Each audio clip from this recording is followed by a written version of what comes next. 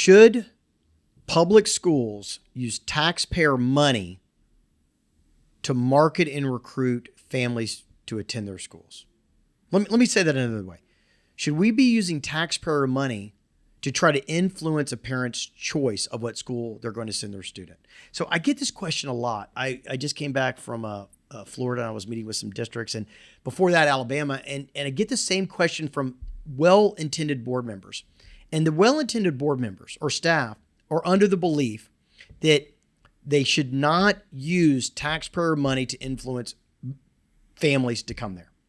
They should only use the taxpayer money to teach the babies. And they asked me, what do you think about that, Brian? Should we use taxpayer money to influence voters? We don't feel comfortable with that. It feels disgusting. It doesn't feel like we're being a good steward of the dollars. And I like this. I mean, elected officials are stewards of the taxpayer dollars. They want to make sure that every dime is being used as effectively as possible. And so they asked me, they go, do you think we should, Brian, use taxpayer money to recruit students? And my answer is no, we shouldn't have to. It's a shame. It kind of breaks my heart in a way. Because in a perfect world, the choice would be laid out in front of everyone and everyone would just make the right choice and they do their own independent research. And every school that's in school choice, I mean, private schools that get vouchers and charter schools that get taxpayer money and homeschools that get taxpayer money and then traditional public schools, they all get this pot of money. And it would be nice if the parents just independently did research. They just went to the websites and they picked the school that was right for them. That would be better for the students. More money would go directly to educating the babies. And that is ideal. That is the world that I wish we were in. But we are not in that world. We're not in that world. And the world has been changing over the last 20 years. And it's like, I want to tell the school board members, I love where your heart is. I love that you're attempting to do the right thing with taxpayer dollars. But the world has completely changed around you. And you either adjust with the times or you go out of business. I mean, there was one, I got Elizabeth in here today. Caroline is out for this podcast. So Elizabeth's in here playing producer. So you hear a new name. We got a new producer. Caroline's still here. She just went home early today, apparently. I don't know what she's doing. So anyway, so Elizabeth, the thing about taxpayer money is you are a steward and you should use it valuably. But when one of the phrases in business that is paramount for every company to know, every business needs to know this. What you used to do has no impact on what you should do in the future. And the phrase, well, this is the way we've always done it. That you put that in quotes, that company's going to go bankrupt. They're going to go out of business. Everything morphs and changes. I remember I was given a class to back when I used to do more professoring teaching, and I was talking to a group of master's students studying marketing trends. And I said, look, this social media platform is going to go away. It's going to end. Which one's next? And I got some people, it's never going to go away. This is it. This is the most powerful social media thing in the world, Brian. This is incredible. It's amazing. And I said, well, you're a dinosaur. I mean, you're 22 years old and you're a dinosaur, man. Like it will go, everything ends and you have to be adapting and changing or you go out of business. And the funny thing is the topic we were talking about, I'm going to show my A's, which was MySpace. I mean, the two of them were fighting me tooth and nail that MySpace was like the coup de grace, man, you know? And now even Facebook is you're kind of old and nerdy if you were on that, right? And TikTok's going to go away too, by the way. Everything morphs. And so I tell these school board members, I go, you're right. We shouldn't have to do this. We shouldn't have to use taxpayer monies to influence votes. But if you don't, you're going to go extinct. And by the way, it's not your fault. You did not ask for these rules to be changed. You did not ask to use taxpayer money to have to recruit families. But if you don't, you're doing things the way you used to do it, you're going to go out of business. Because the competition is. So let's talk about fairness. Let's talk about equality for a minute. Equality is a heck of a thing, isn't it? I don't know if anything's fair in life. I am short, I am loud, I am bald. I don't know if any of that's fair, but it, it's factual. Okay, but let's talk about equality a bit. And that we're going to try to do the right thing by the most number of students. So we got 50 million students roughly out in the nation. About 30 million of them are going to go to traditional public school. The rest now are going to alternative schools. And that number is going to continue to adjust as taxpayer money now goes to choice, right? So if you don't know, the money follows the student in most every state. So if a school of any sort recruits a student, they get money for that student to do operations. Well, the competition is recruiting like crazy. I mean, they have first class tours. Some of them give iPads, computers away, gas cards to help with transportation. I've seen it all. I've seen some recruitment efforts as early as the prenatal wards in hospitals, where they go and drop a gift basket and try to get you to sign up for a wait list for 4 or 5 years. I mean, they are out there campaigning their tails off to recruit students because the money follows the student, right? So to turn a blind eye that competition's here, you're going to go extinct. And I should reiterate, it's not fair. I don't like it. Yes, we're in that business. We're in the business of, we only represent traditional public schools. We're that sole team member. We do not represent any other type of schools. You got to pick your team. That's our team because they're the best. Simple as that. But if they're not competing, they're going to go out of business. And so what I would say is it's a shame that you have to use taxpayer money, but let's look what's going on in the nation just recently with school choice. And school choice it's blowing up right now. So I think most people know this, but if you're not, then I don't know, get on MySpace, check it out, find out what's going on in the news right now, right? So in Florida, in March of 2023, DeSantis signed HB 1, creating universal eligibility for vouchers. And by the way, charter schools. So remember, a voucher is taxpayer money, kids. It is taxpayer money. So that taxpayer money in the form of voucher goes to a private school. Do you think the private school doesn't use any of that money to recruit families?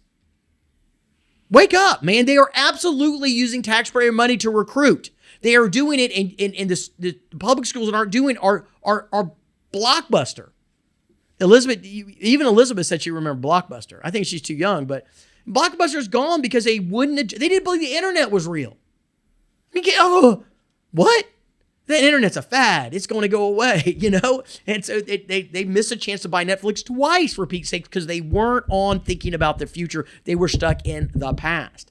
And so $1 billion for vouchers, and private schools and the charter schools are using large portions of their budget just to market and advertise. I didn't say it was fair. I didn't say I like it. But it is kind of the American way, isn't it? I mean, if we're going to actually have school choice that's fair, it's not fair right now. I've covered this. I'll cover it some more. It is not fair. It is not equitable. It is a total scam right now. And Elizabeth, we can do all school choice is a scam. I can keep reiterating this because more and more facts are coming out that show what a farce it is, what a total scam school choice is. And now it is really not school choice. It's a public school destruction bill. Now, I don't know if the legislators all know this. I don't know if they're all trying to destroy public schools, but some of them are they're not very smart. But it is the repercussions of their actions. So they're using taxpayer money. So if they're using taxpayer money, the only to combat fire with fire is to compete. So, I mean, Coke has to market and advertise themselves, and so does Pepsi. Well, now Dr. Pepper, I think, has beaten Pepsi as the top drink. So Dr. Pepper advertises. It's because they're trying to recruit people to make money to provide a good service and a good product. And that's what we have to get in the game of. We are no longer a monopoly. We're no longer a monopoly. So let's look at Texas. November of 2025. A $1 billion ESA program, like vouchers, all right? And they're still trying to get all this captured. It's going to launch in 26, 27. So that's coming. That's coming to one of the biggest, most prosperous states in the nation. School choice is coming, and it's not the fault of the school board members. It's not the fault of the principals, or the teachers, or the families. America said they want choice. Our job as people that support education, real education for all students, which is public schools, is we've got to compete or we're going to lose. I'm just not okay with losing. So no, I don't like it, but it's happening. And think about it, Texas, 26, 27. School choice is already rampant in Texas with charter schools that, by the way, use taxpayer money to recruit students. They do billboards, they do ads, they do mailers, why is nobody yelling about that? Why is nobody going, well, I won't use taxpayer money in my county if you don't either, charter schools and private schools? Why don't we just have an agreement, a friendly, used to call it a gentleman's agreement. I don't think we can say that anymore, but a human agreement right? A human agreement that we're not going to compete. We're just going to put it out there. They will not agree to it. They will not accept this because they know they're going to use a ton of marketing dollars, a high percentage of the overall budget to recruit those students. All right. So let's talk about Arizona. Arizona universal expansion, July 7th of 2022. Governor Ducey out there, it signed, I think it was HB 2853 if you want to look it up, for an expansion there. And in late 2025, the program is reported to cost exceeding $1 billion. Now, $1 billion in Arizona is a heck of a lot more tax dollars per percentage than it is from Texas or Florida, which are much more populated states. That is a lot of money. Arizona is at the forefront of school competition, but the public schools aren't allowed to compete. It's hypocrisy. I didn't say it was fair. I didn't say I like it. And somebody's going, well, Brian, you like it. You know, you got a company doing it. Man, brother, I got a couple companies. We're doing this because it inflames me at some level. And I get worried about long-term effects of society without great, fair, equitable public education. And so school choice right now is stacked against us. It's totally against us as it lays right now. And then on top of that, like, okay, so just a quick primer on why it's not fair. Well, they don't have the same standards. They don't have FOIA requests. They don't have elected bodies. They don't have to be transparent to the public. They don't have to do standardized testing. They don't have to report their grades. And they can recruit the best and brightest and leave all the people that are more problematic behind. So we used to have segregation. School choice in the 50s was kind of a little statement about racial discrimination. School choice really meant segregation about races. Now school choice is about segregation of class and economic capacity and talent, right? I don't think that we can afford to leave what some people would say is 8 to 12%. I mean, it could be as much as 15 million students that are in need, but I don't think we just afford to leave them behind, right? You know, so 15 million would be about 8% of the total student, but I don't think we can just afford to leave them behind and expect great things. All right, so let's talk about a couple other places. Ohio, October of 2025. State data shows that another billion, another big B, voucher spending across just five programs. They're not even scaling this bad boy yet.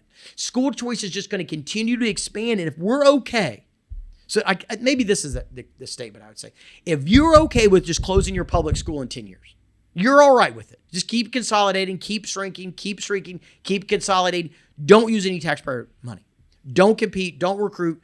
Don't tell people how awesome you are. And you will go out of business. And I think that is terrible for the children. I think that's awful for the kids that need you. So it's a shame. It's a shame we've got to do this. Let's look at Arkansas now too, right? So in 2023, Arkansas set up an education freedom account, which is, it's like a tax credit, which is taxpayer money, right? And they gave a report in 2024 talking about the expansion and growth of it in June. So, I mean, I could just keep rolling out state after state that's doing this. But the other statement I heard was, well, if a person picks a private school, they know that some of their money is going to be used to market and advertise. Right. And if they get vouchers to do it, they're using taxpayer money to do it. So let's just have the same rules for everybody. Let's do this. Let's say that all public schools and any school that gets a voucher, any school that gets a taxpayer penny, cannot market or advertise to any students at all. That's fair. I don't know if it's better because competition, the whole theory of school choice and competition is that competition will bring efficiencies. Competition will bring more expertise. It'll make people be better because, it's like if you had 8 places to go get your driver's license, I bet it would be a more enjoyable experience. You know what I mean? I had a wonderful experience at my latest DMV visit. It was actually really smooth. It was nice. I was kind of shocked. It wasn't like it was 20 years ago, but you got to imagine if there was like 5 places to do that and you paid them, all of them are going to step their game up, right? If you got one restaurant in a town, it doesn't exactly have to step its game up. But you got 5, they're going to have to step their game up to compete. So the idea is that competition will make everything better. And I do love that because America, I love it. I really do. America, I love competition. I'm for it. But we have to compete equally and fairly. And they're doing it, so shall we. Okay? They said we had the Cold War, and then we have an arms race of internet. Now we have an arms race of AI. We have an arms race right now of school choice. And I think it has a bigger impact long-term than AI will, because if kids can't even operate AI, what are they going to do? How are they going to support themselves? How are they going to be prosperous? So I guess, look, I know I get a little worked up about all this.